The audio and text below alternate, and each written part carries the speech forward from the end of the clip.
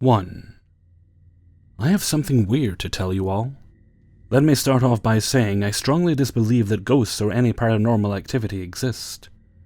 I always believe that there is a reason for spooky activity: door slamming, wind, light flickering, probably an outage. But 3 weeks ago, something so strange happened to me and my boyfriend. It started off by me and him getting onto my moped. One of my friends wanted their PlayStation 4 controller back, so I bring it to him. And I ask my boyfriend, "Do you want to take this sneaky route back, or the normal route back home?" Sneaky route is a long stretched cycling path through a wooded area with farmland surrounding it, no lights anywhere. He tells me that we could take the sneaky one to avoid getting pulled over by the cops. This is because my moped goes over the legal limit, and the police force is really focused on mopeds in the Netherlands. And so we take the sneaky route. We're going 18 miles per hour. I'm driving in the middle of the road, when suddenly a motorcycle light appeared behind us and started catching up to me. I'm confused as hell because I always check my mirrors, so I would have seen a light in the far distance coming up to us, but it was just there out of nowhere. So I'm thinking, alright, well, let me go to the left a bit so he can pass us. I tell my boyfriend, hey, there's a motorcycle behind us. He turns around and says, oh, okay, and looks back to the road. I check my mirror again, and it's gone. It was there, and it just vanished into thin air. I tell my boyfriend, dude, it's gone. Where the hell is it? Did you see that? Tell me I'm not the only one that just witnessed that. He turns around, notices that the motorcycle is gone, and starts getting confused too. We're both just driving there, not knowing what the hell just happened. We turn right and we just keep looking behind us. Nothing. It's just gone. You can't turn left or right there. If he would have fell, we would have heard it. It didn't turn around, 'cause you would see that. It was just there for 10 seconds and then it wasn't.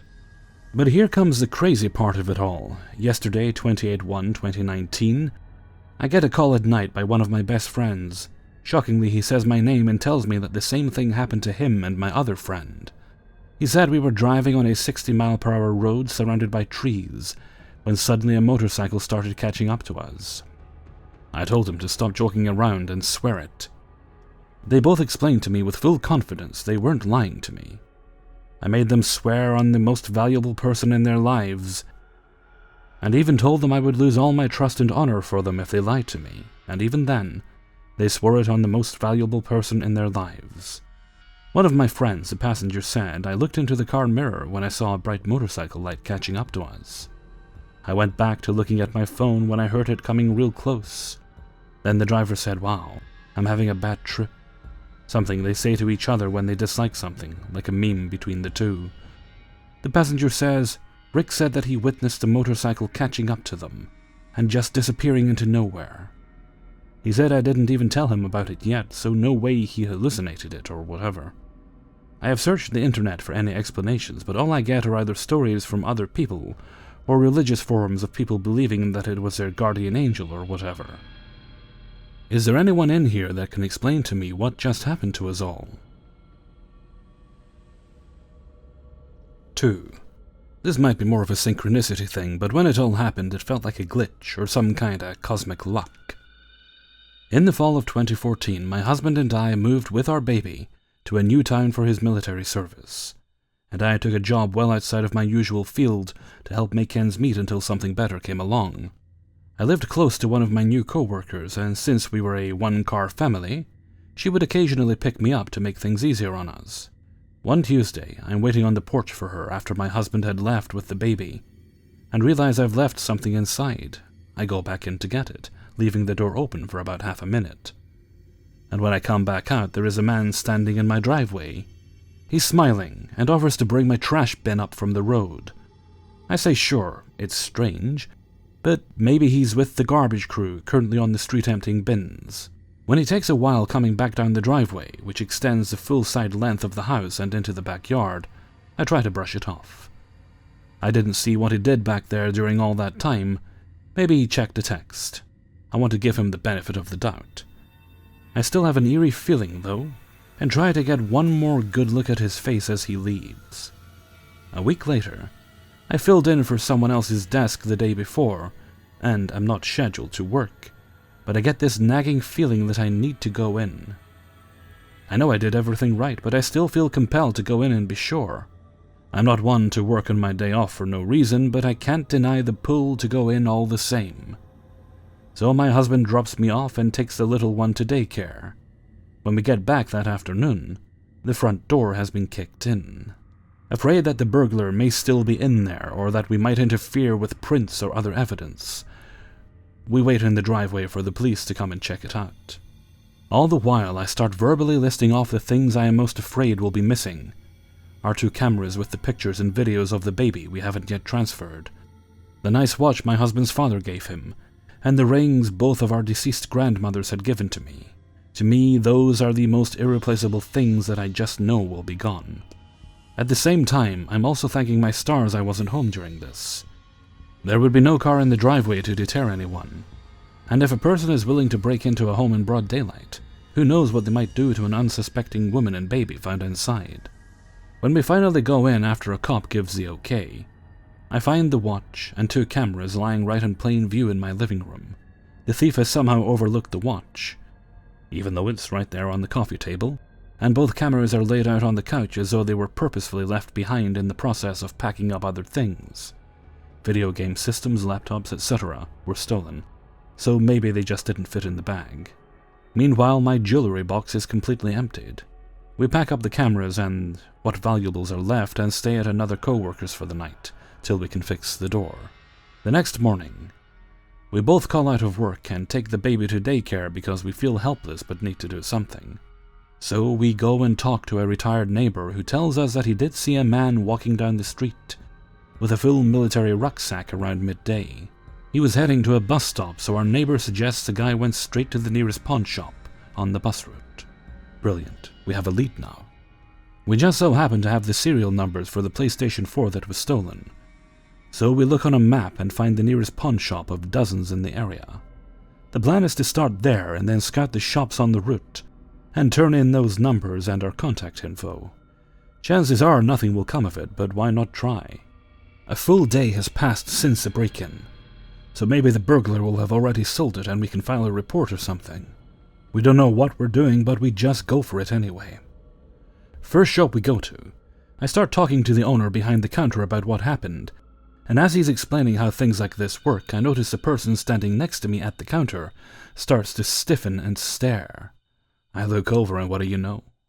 He looks an awful lot like the garbage bin guy from last week, and what's more, he is wearing an electric blue backpack, just like one my husband had been given for his military health professional scholarship a few years back. It's a very specific, unusually colored bag, given only to about 50 people a year. Meanwhile, the shop owner starts calling the police because he's picked up on what's happening as well. The guy eventually leaves. We might be bold enough to talk to him, but we certainly aren't going to start a physical conflict by standing in his way. But the police are able to find him up the road thanks to my pictures. After he's apprehended, the shop owner asks us to describe some of the things that we are missing. Sure enough, the items that have just been sold to him, of all the jewelry and other items stolen, are the rings of our 2 grandmothers, which he returns to us right there and then. 3.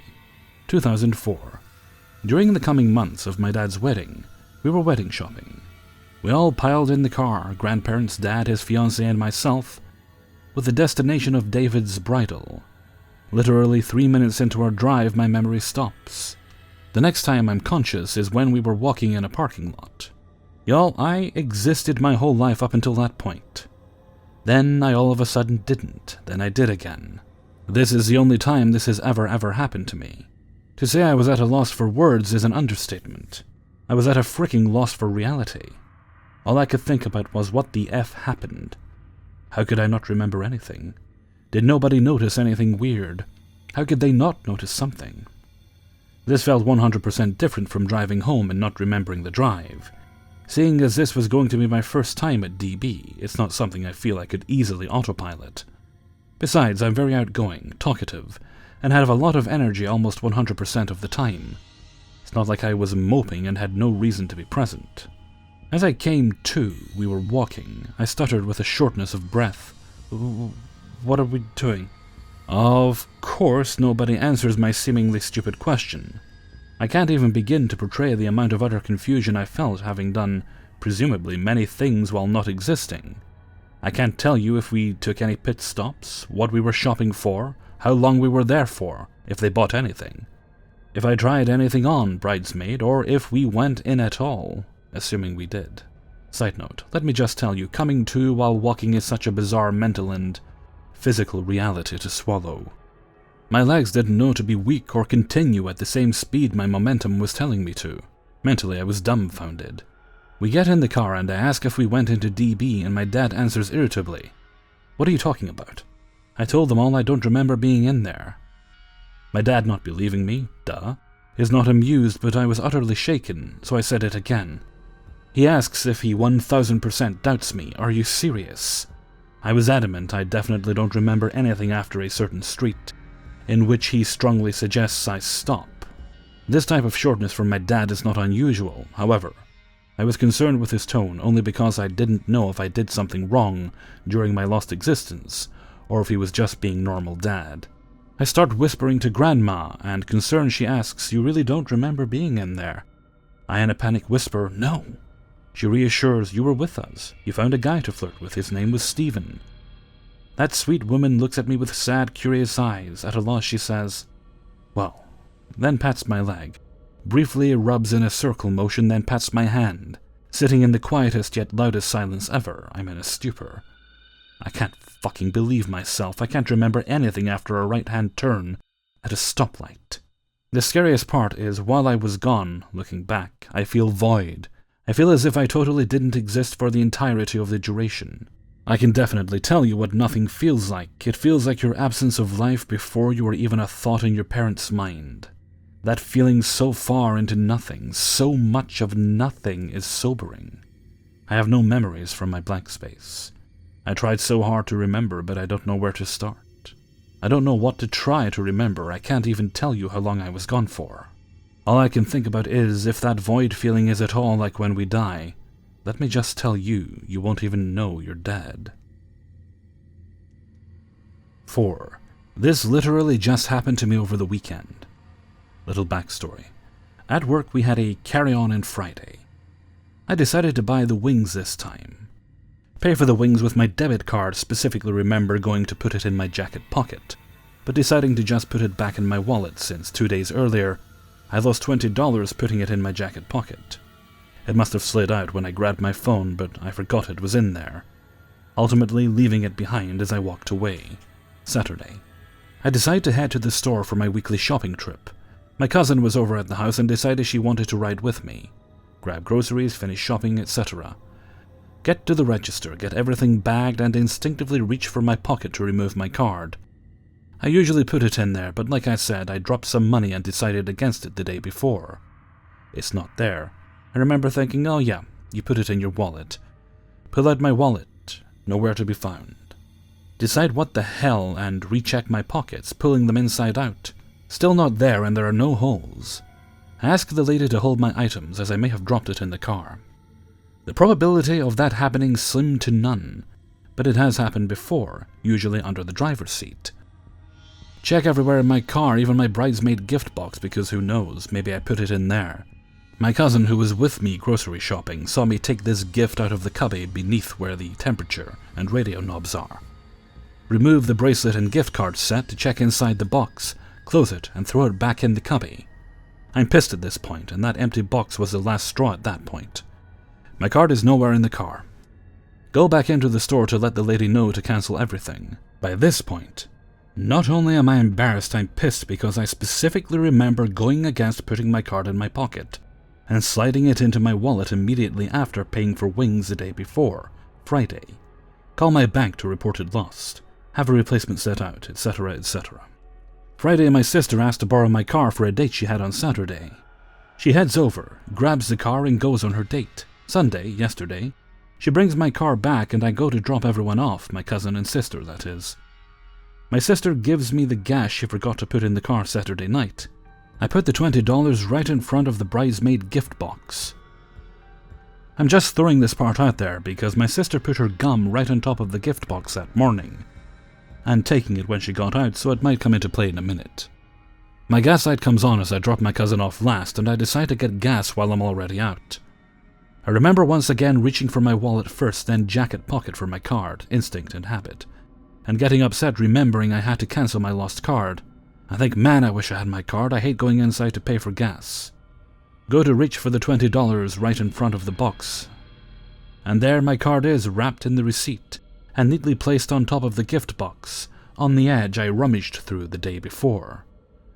In complete shock, I FaceTime my cousin with the camera turned towards the card.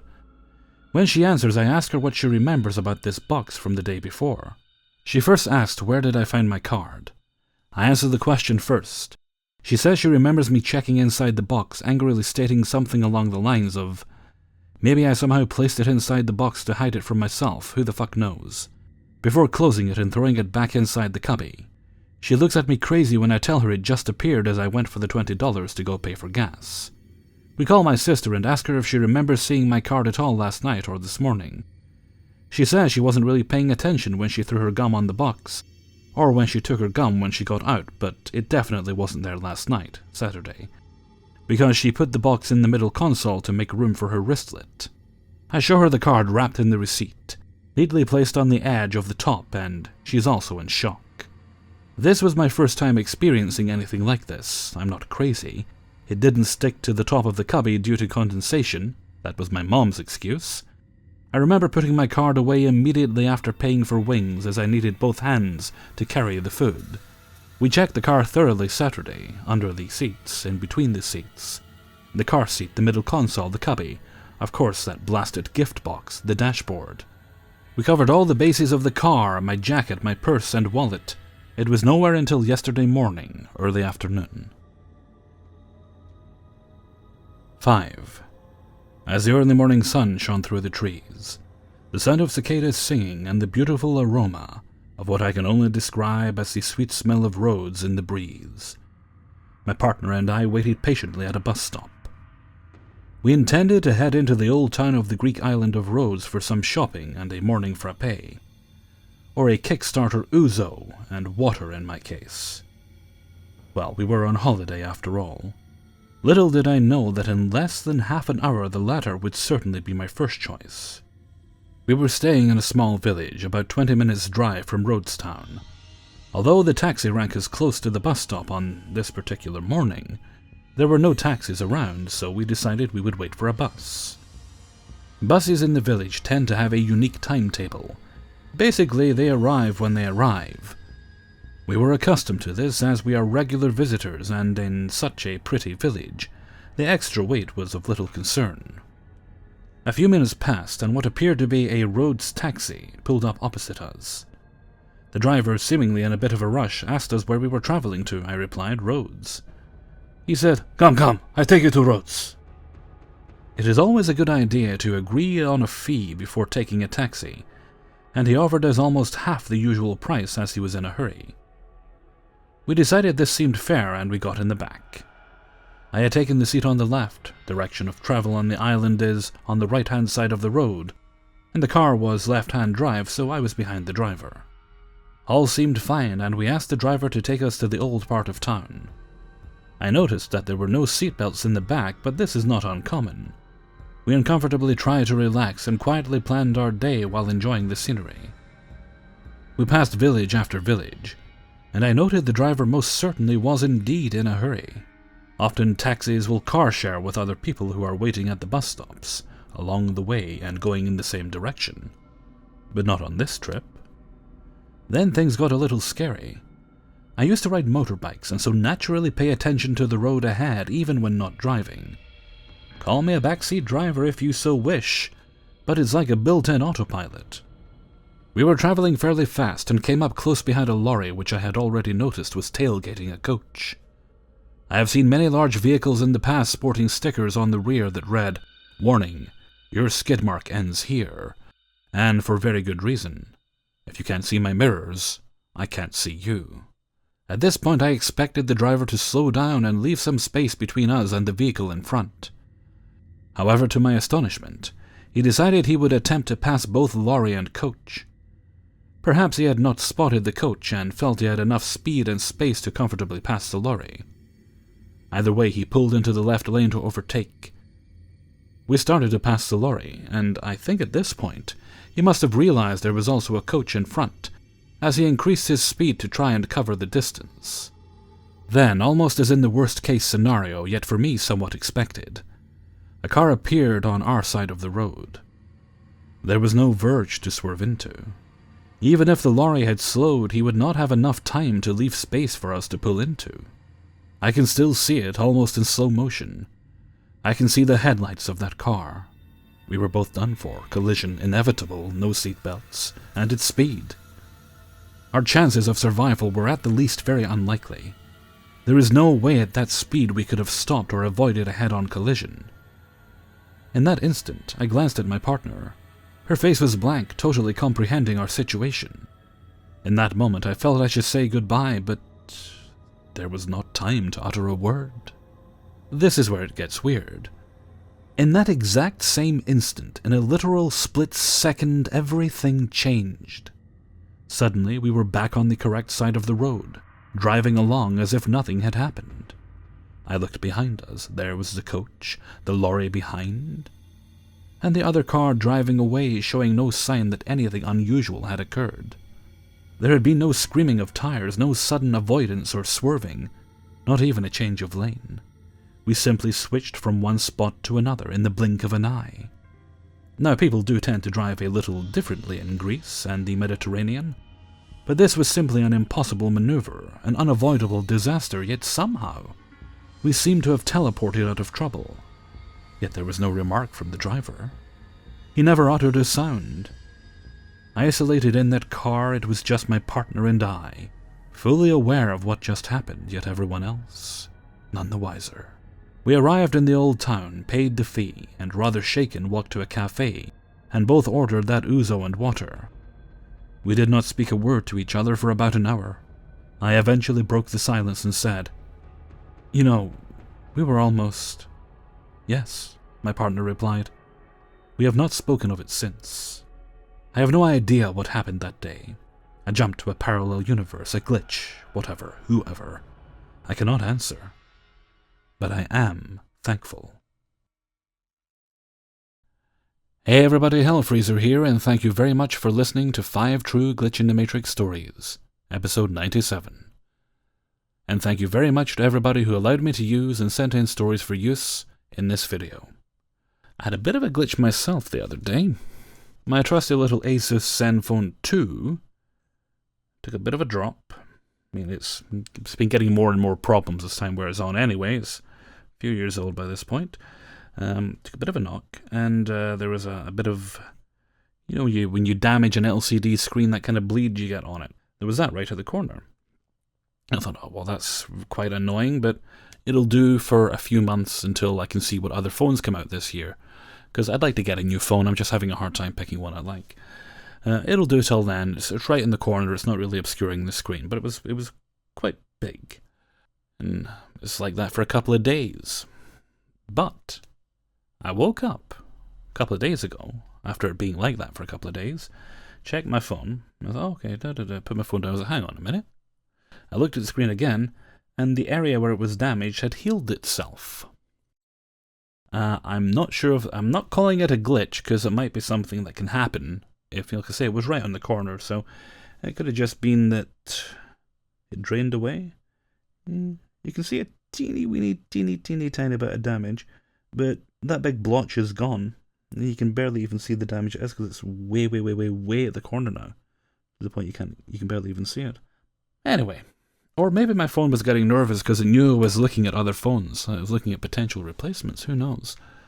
Well, anyway, I'm going to head off for now, so until next time, thank you very much for listening, and take very good care of yourselves.